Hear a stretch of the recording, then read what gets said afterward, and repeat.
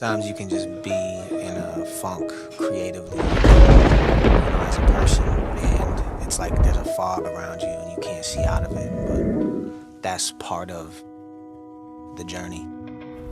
The dust has settled, it's a new day. The morning of past failures has passed. The ground is dry, and the frost is gone. It's a new era, the Rule era, who hails as the program builder. The builder to come build upon what was so great, but now looks like a settled, crumbled pile of what is now 6 straight losing seasons. Can Matt Rule, this program builder, revive a sleeping giant? Can he awaken past glories? Can he bring back that winning tradition? Or is this just another chapter of false optimism in a continued cycle of change that we have become so accustomed to? This week will tell.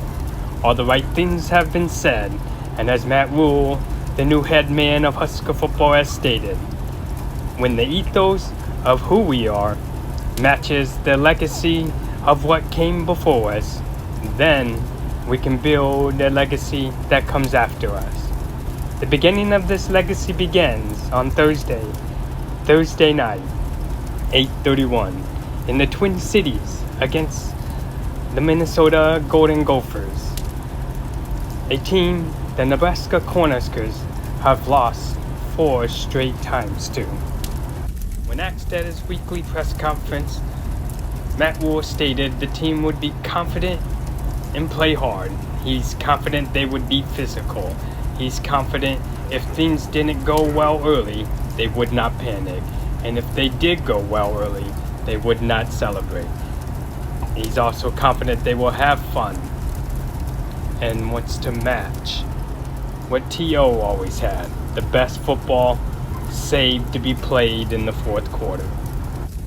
This isn't just another Matt Rule typical rebuild.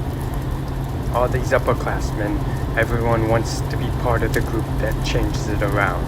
And I think this new staff, with all the new things that they've brought in, have helped them find a way to change it around.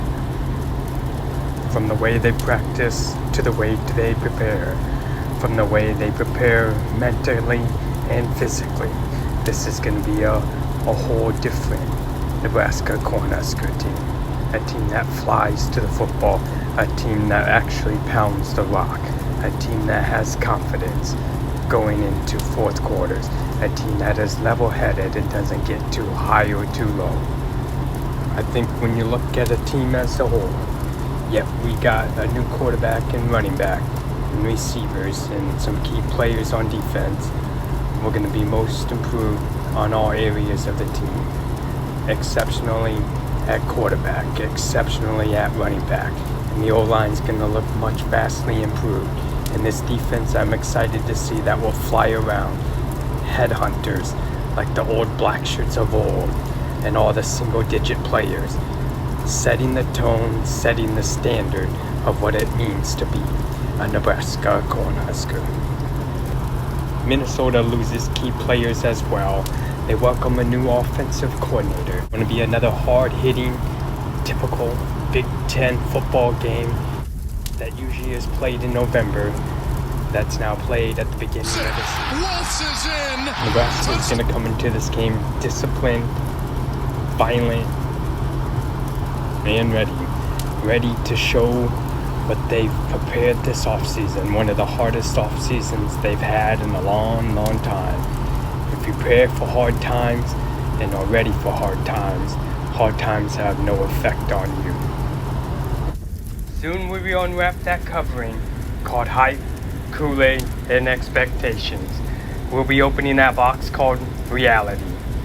This 8:31. This time around, the present's gonna be just like old times. That same special toy we had forgotten. That toy that brought so much joy. My thoughts, we're going to be in for a surprise at the rise this team has taken this offseason, mentally, physically, and schematically. We are no longer the Huskers of old, but now the bridge to new legacies. Final score, Nebraska 35, Minnesota 17.